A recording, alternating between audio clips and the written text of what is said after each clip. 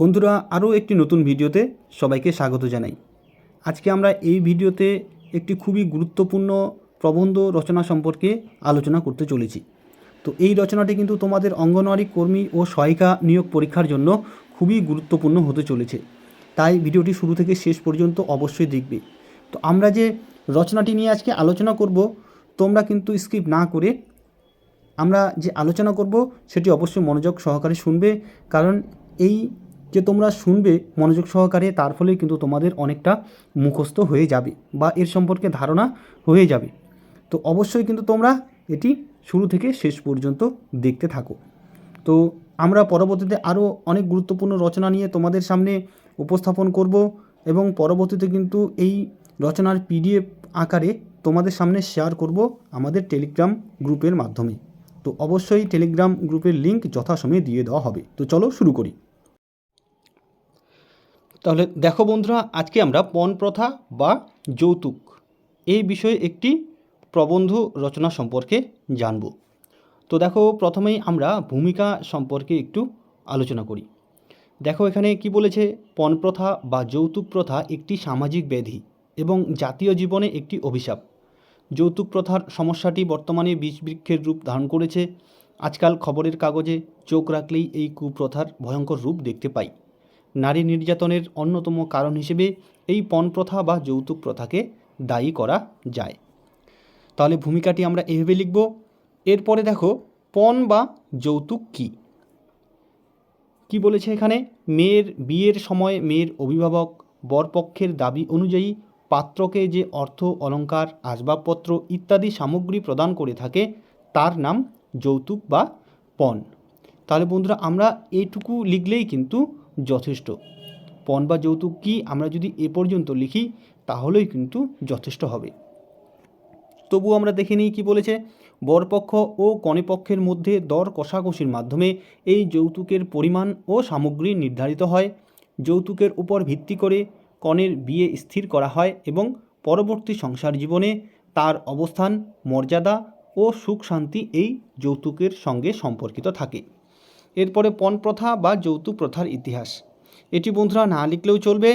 তো আমরা পরবর্তীতে যখন একটি টেলিগ্রাম গ্রুপ খুলব তখন কিন্তু সব এই যে পিডিএফ রয়েছে এই পিডিএফগুলো কিন্তু আমরা সবার সামনে শেয়ার করে দেব। তো দেখো, এবারে যৌতুক প্রথার কারণ সম্পর্কে আমরা একটু লিখব। যৌতুক প্রথার কারণ সম্পর্কে এখানে কি বলেছে দেখো, যৌতুক বা পণ নেওয়ার বিভিন্ন কারণ রয়েছে। যেমন দেখো, প্রথম কি রয়েছে, অর্থলিপ্সা। মানুষের স্বভাবজাত অর্থলিপ্সা যৌতুক প্রথার অন্যতম প্রধান কারণ। অর্থলিপ্সু বরপক্ষ কনেপক্ষের নিকট অনায়াস উপার্জন হিসেবে যৌতুক আদায় করে থাকে। তাহলে এখানে অনায়াসে বন্ধুরা হবে, অর্থলিপ্সু বরপক্ষ কনেপক্ষের নিকট অনায়াসে উপার্জন হিসেবে যৌতুক আদায় করে থাকে। এরপরে দেখো, দারিদ্রতা। আর্থিক সচ্ছলতার অভাব যৌতুক প্রথার অন্যতম একটি কারণ। বিয়ের উপযুক্ত বয়সে ছেলেরা জীবনে প্রতিষ্ঠিত হতে পারে না, তাই যৌতুকের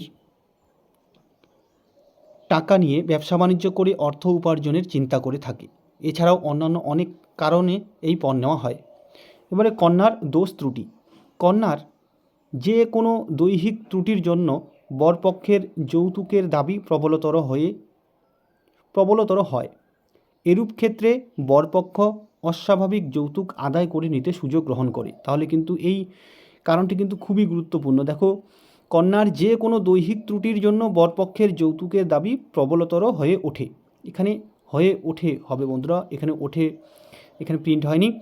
এরূপ ক্ষেত্রে বরপক্ষ অস্বাভাবিক যৌতুক আদায় করে নিতে সুযোগ গ্রহণ করে। এরপরে দেখো, শিক্ষার অভাব। আমাদের মতো দেশে বৃহত্তর জনগোষ্ঠী শিক্ষার আলো থেকে বঞ্চিত, তাই পাত্রপক্ষ সামান্য উচ্চশিক্ষা ও মর্যাদার জন্য বেশিরভাগ ক্ষেত্রে যৌতুক আদায় করে থাকে। তাহলে এই চারটি গুরুত্বপূর্ণ কারণ সম্পর্কে আলোচনা করলাম। এর মধ্যে বন্ধুরা তোমরা তিনটি লিখতে পারো, যে কোনো তিনটি, যেটি তোমাদের সুবিধা মনে হবে, সহজ মনে হবে, সেই তিনটি কিন্তু লিখতে পারো। চারটি লেখার কোনো প্রয়োজনই নেই, চারটি লিখলে কিন্তু অনেক বড় হয়ে যাবে। এরপরে দেখো, এছাড়াও নারীর অবমূল্যায়ন, নারীদের স্বাধীনতার অভাব, পরনির্ভরশীলতা, সামাজিক প্রতিযোগিতা, যৌতুক প্রথা বিরোধী আইনের অভাব ইত্যাদি বিভিন্ন কারণ রয়েছে এই যৌতুক প্রথার পেছনে। তাহলে এবারে আরও অন্যান্য যে কারণগুলো রয়েছে সেগুলি আমরা ডিটেলসে আলোচনা না করে শুধু কারণগুলোর নাম এখানে লিখে দেব। ঠিক আছে, তাহলে এইভাবে কিন্তু তোমরা খুবই সহজভাবে এই পণ প্রথা বা যৌতুক প্রথা যদি রচনাটি আসে তাহলে লিখতে পারবে। তো বন্ধুরা, তোমাদের আইসিডিএস কর্মী ও সহায়িকা নিয়োগের জন্য কিন্তু এই রচনাটি খুবই গুরুত্বপূর্ণ। অবশ্যই কিন্তু তোমরা ভালোভাবে এই রচনাটি মুখস্থ করে রাখবে। তো এরপরে দেখো যৌতুক প্রথা ও নারী নির্যাতন। তাহলে এই যে যৌতুক প্রথার কারণে কি হয়, নারী নির্যাতন ঘটে। তো এখানে তোমাদের প্রশ্ন এভাবেও থাকতে পারে যে যৌতুক প্রথা ও নারী নির্যাতন, তোমাদের রচনাটি কিন্তু শুধু যৌতুক প্রথা বা পণ প্রথা না থেকে এভাবেও দিতে পারে যে যৌতুক প্রথা ও নারী নির্যাতন, এভাবেও কিন্তু রচনাটি থাকতে পারে। তাহলে এখানে দেখো কি বলেছে, যৌতুক প্রথার নিষ্ঠুরতা বর্তমানে সমাজে ভয়াবহ সমস্যার জন্ম দিয়েছে। বিয়েতে পণ হিসেবে স্বর্ণালঙ্কার, মূল্যবান সামগ্রী, টেলিভিশন, ফ্রিজ, মোটা অঙ্কের নগদ টাকা ইত্যাদির জন্য পাত্রপক্ষের দাবি উঠে থাকে। ক্ষেত্রবিশেষে গাড়ি, বাড়ি ইত্যাদিও দাবি করা হয়। সব সময় কনের পিতার পক্ষে এত সব দাবি পূরণ করা সম্ভবপর হয় না। বহু কষ্টে কোনো পিতা যদি যৌতুকের দাবি মিটিয়ে মেয়ে বিয়ে দেয়ও, পরবর্তীকালে দেখা যায় পাত্র সময়ে সময়ে বাপের বাড়ি থেকে টাকা পয়সা এনে দেবার জন্য স্ত্রীদের উপর চাপ সৃষ্টি করতে থাকে। বরপক্ষ মনে করে যৌতুক ন্যায্য পাওনা এবং এই পাওনার কমতি হলেই নানা বিপত্তির সৃষ্টি হয়। বউয়ের উপর সকল দোষ চাপিয়ে শুরু করা হয় লাঞ্ছনা ও গঞ্জনা। এভাবে যৌতুকের কারণে অনেক সহজ সরল নিষ্পাপ মেয়ে নিহত, লাঞ্ছিত হচ্ছে প্রতিনিয়ত। যে স্ত্রীরা বারবার বাড়ি থেকে টাকা পয়সা ও সামগ্রী এনে দিতে পারে দাবি মতো, তারা শ্বশুরবাড়িতে আদর যত্ন পায়, আর যারা দাবি মেটাতে পারে না তাদের উপর শুরু হয় নির্যাতন। এই নির্যাতন নীরবে সহ্য করা ছাড়া কিছু উপায় থাকে না। মানসিক ও শারীরিক অত্যাচারে তারা অতিষ্ঠ হয়ে ওঠে। পরিণামে কখনো কখনো স্বামী সংসার ত্যাগ করে বাপের বাড়ি আসতে হয়। কখনো কখনো আত্মহত্যার মতো পথ বেছে নেয়। সমাজে এই ধরনের ঘটনা অহরহ ঘটছে। ভবিষ্যতে সুখ শান্তিতে ঘর করার স্বপ্ন নিয়ে শ্বশুরবাড়িতে আসা কত নারীর সুখের স্বপ্ন যৌতুকের যূপকাষ্ঠে বলি হয়ে যায় তার হিসেব নেই।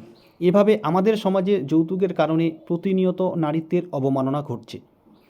তাহলে এই যৌতুক প্রথার কারণে নারী নির্যাতনের যে রূপ সেটি কিন্তু এখানে তুলে ধরা হলো। এবারে আমরা উপসংহার লিখেই কিন্তু শেষ করে দেব। তো দেখো, খুব সহজ সরল কিন্তু ভাবে এই রচনাটি আমরা তৈরি করেছি, তোমাদের কাছে খুবই সহজ হবে বলে আশা করি। তো দেখো, উপসংহারে আমরা কি লিখব, যৌতুকের অভিশাপ থেকে নারী সমাজকে রক্ষা করা সকলেরই নৈতিক দায়িত্ব। যৌতুকের মতো ঘৃণ্য অপরাধের বিরুদ্ধে আমাদের রুখে দাঁড়াতে হবে। নারীদেরকে যোগ্য সম্মান ও মর্যাদা প্রদান করতে হবে। তাদের জন্য শিক্ষা ও কর্মসংস্থানের ব্যবস্থা করে স্বনির্ভর হবার সুযোগ দিতে হবে।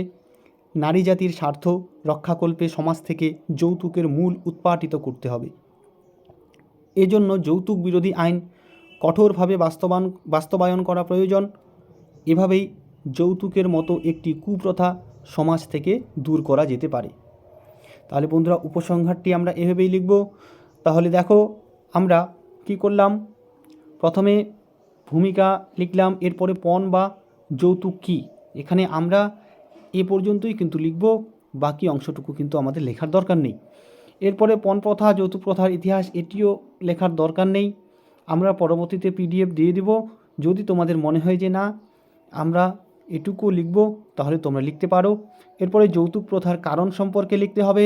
তাহলে অর্থলিপ্সা, দারিদ্রতা, তারপরে কন্যার দোষ ত্রুটি, শিক্ষার অভাব, এখানে 4টি কারণ উল্লেখ করা হয়েছে। এর মধ্যে তোমরা 3টি লিখতে পারো, তাহলে খুবই সহজ হয়ে যাবে তোমাদের মুখস্থ করার ক্ষেত্রে। এরপরে অন্যান্য কারণগুলি আমরা এখানে তুলে দেব। এরপরে যৌতুক প্রথা ফলে যে নারী নির্যাতনের ঘটনা ঘটে সে সম্পর্কে একটু কিন্তু লিখতে হবে। ঠিক আছে, তাহলে এইটুকু লেখার পর এবারে আমরা সবশেষে লিখব উপসংহার। তাহলে খুব সহজ সরলভাবে কিন্তু এই রচনাটি লেখা হয়েছে তোমাদের জন্য। আশা করি তোমাদের ভালো লাগবে। অবশ্যই কিন্তু তোমরা কমেন্ট করে জানাবে রচনাটি কেমন হয়েছে, এবং যারা যারা এখনও আমাদের চ্যানেলটি সাবস্ক্রাইব করোনি অবশ্যই কিন্তু সাবস্ক্রাইব করে রাখবে। তাহলে বন্ধুরা, পরবর্তীতে আমরা আরও গুরুত্বপূর্ণ রচনা নিয়ে তোমাদের সামনে উপস্থাপন করব। আজকে এ পর্যন্তই। ধন্যবাদ।